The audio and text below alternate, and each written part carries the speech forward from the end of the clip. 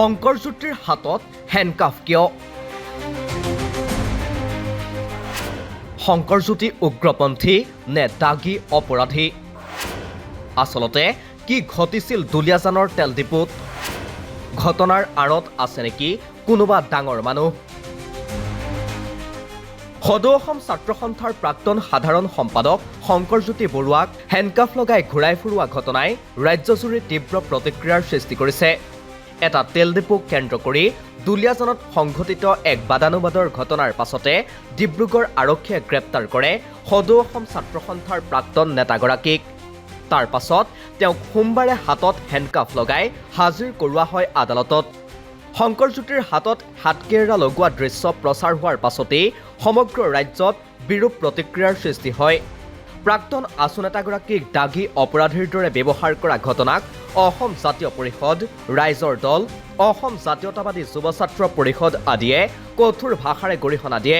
সামাজিক মাধ্যমতো তোলপাৰ লাগে অসম আৰক্ষীৰ এই অমানৱীয় কাণ্ডৰ বিৰুদ্ধে। প্ৰশ্ন হয়, শংকৰজ্যোতিৰ হাতত হেণ্ডকাফ লগাই দিয়া হৈছে নেকি বিশেষ বাৰ্তা? দুলীয়াজানৰ তেল ডিপু কেন্দ্ৰিক সংঘাতৰ আচল কাৰণ কি?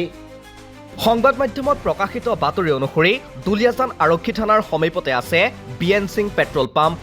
অইল ইণ্ডিয়াৰ পৰা লিজত লোৱা মাটিত নয়ডাৰ এগৰাকী ব্যক্তিয়ে এই পেট্ৰল পাম্পটো স্থাপন কৰিছিল। পৰৱৰ্তী সময়ত ৰিতেশ সিং নামৰ আন এজন ব্যক্তিয়ে তেল ডিপুটো লিজত লৈ চলাই আহিছিল। কিন্তু শেহতীয়াকৈ পেট্ৰল পাম্পৰ স্বত্বাধিকাৰী আৰু ৰিতেশ সিঙৰ মাজত ব্যৱসায়িক সংঘাতৰ সূত্ৰপাত হয়। তাৰ পাছতেই স্বত্বাধিকাৰীয়ে শ্বাহী উপাধিৰ আন এজন ব্যক্তিক তেল ডিপুটো চলাবলৈ দিয়ে। এই ব্যৱসায়িক সংঘাতৰ মাজতে তেল ডিপুটোত প্ৰৱেশ কৰিছিল আছুৰ প্ৰাক্তন সাধাৰণ সম্পাদক শংকৰজ্যোতি বৰুৱা আৰু তেওঁৰ সহযোগীসকল। তাতেই শ্বাহী পৰিয়াল আৰু প্ৰাক্তন আছু নেতাগৰাকীৰ মাজত বাদানুবাদৰ সৃষ্টি হয়। ইয়াৰ পাছতেই ব্যৱসায়ী শ্বাহী পৰিয়ালে দুলীয়াজান থানাত এখন এজাহাৰ দাখিল কৰে। এই এজাহাৰৰ ভিত্তিতে গ্ৰেপ্তাৰ কৰা হয় আছুৰ প্ৰাক্তন সাধাৰণ সম্পাদক শংকৰজ্যোতি বৰুৱাক।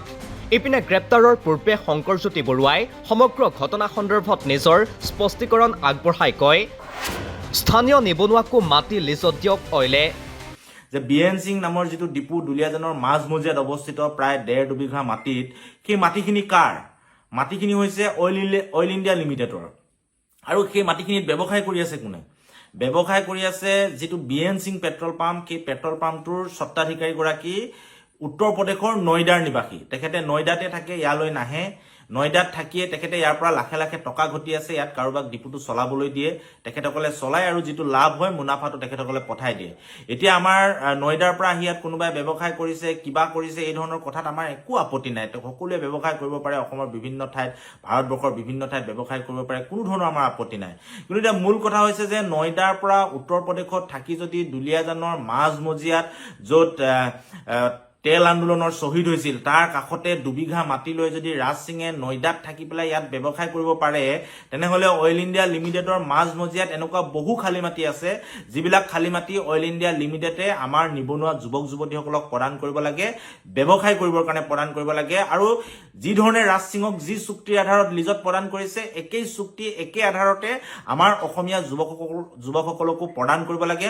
গতিকে মই সকলোকে খালী মাটি চাই অইল ইণ্ডিয়া লিমিটেডক যিকোনো ধৰণৰ ব্যৱসায়ৰ বাবে তেখেতসকলক পৰিকল্পনা কৰি সেই মাটিসমূহ লিজত দিবৰ কাৰণে আবেদন কৰিবৰ কাৰণে আহ্বান জনাইছো। এইসকলক সকলোকে চকু ৰাখিবৰ কাৰণে আহ্বান জনাইছো। আৰু আমিও এই বিষয়টোত আচলতে আমাৰ প্ৰাপ্যবিলাক, অধিকাৰবিলাক আমি আজৰি আনিব লাগে। কাৰণ অইল ইণ্ডিয়া লিমিটেডৰ বহু পৰিত্যক্ত মাটি আছে। গতিকে সেই মাটিসমূহ ৰাজ সিঙক দিয়াৰ দৰে আমাৰ যুৱক যুৱতীসকলকো লিজত দিয়াৰ ব্যৱস্থা কৰিব লাগে আৰু প্ৰত্যেকে ব্যৱসায় কৰি নিজে স্বাৱলম্বী হ'বৰ কাৰণে চেষ্টা কৰিব। গতিকে এই আহ্বানটোৱে মই সকলোলৈকে জনাইছো। শংকৰজ্যোতিৰ প্ৰশ্ন আছিল, উত্তৰ প্ৰদেশৰ ব্যক্তিয়ে যদি দুলীয়াজানৰ মাজমজিয়াত ব্যৱসায় কৰিবলৈ মাটি পায়, স্থানীয় নিবনুৱাই নাপাব কিয়? শংকৰজ্যোতি বৰুৱাই যদি আইন বহিৰ্ভূত কাম কৰিছিল, তাৰ শাস্তি আইনে দিব। কিন্তু তেওঁক দাগী অপৰাধী বা দুৰ্ধৰ্ষ সন্ত্ৰাসবাদীৰ দৰে ব্যৱহাৰ কৰা ঘটনাক সহজভাৱে নললে ৰাজ্যবাসীয়ে। সমগ্ৰ ৰাজ্যত বিৰূপ প্ৰতিক্ৰিয়াৰ সৃষ্টি হোৱাৰ পাছত মুখ্যমন্ত্ৰীয়ে হেণ্ডকাফ খুলি দিবলৈ নিৰ্দেশ দিবলগীয়া হয়।